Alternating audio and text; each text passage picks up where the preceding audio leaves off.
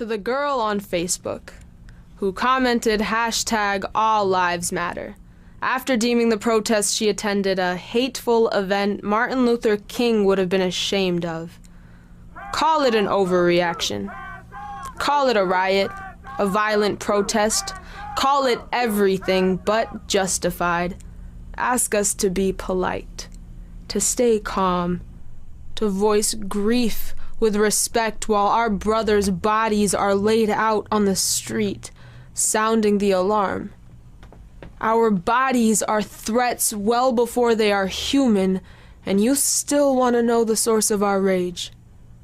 You fear our rage will happen across a storefront window, will happen across a corporate office. You fear the glass shards glittering under police helicopters. We fear your rage will drag our children into the streets and dance in the red pool beaming under street lamps. I cannot decorate this pain for you. I cannot make a beautiful homage. I can't invoke hope in prayer. I don't know how to make you understand the occupation your ignorance has blinded you to. That black bodies are stopped and frisked so often, we might as well call our cities war zones. Every street corner a checkpoint. Violence is not always a dead body.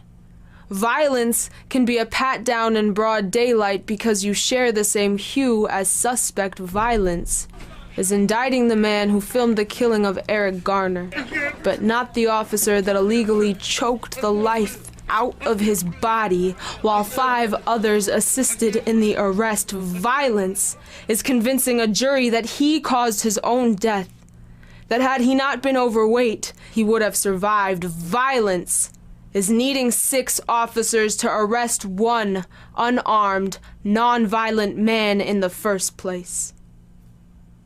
How can we accept a government that only applies the law to fill prisons with black bodies? How can we accept a government that permits and perpetuates violence against its people? The state traded white hoods for police uniforms, and you want our marches peaceful. You want us calm. You want us quiet. Stop asking us to bite our tongues when we cannot guarantee our siblings safe passage to the corner store. Yet you still want to talk about looting. Want to police our protest tactics. You want me to know that you would have cared about the tombstones this nation is hoarding if we hadn't blocked traffic. You think stopping trains is silly. You want us to march peacefully, to replicate your disfigured perception of Martin, but Dr. King said, riots are the voices of the unheard, and you will hear us now. It is not enough for you to hold our dead in your prayers, to wish us love and light. I get the sentiment, but it won't keep my kin from becoming ghosts. I am not interested in resignations or remorse. I don't want apologies. I don't want your guilt. I don't want your tears. I don't want insistence on how not racist you are.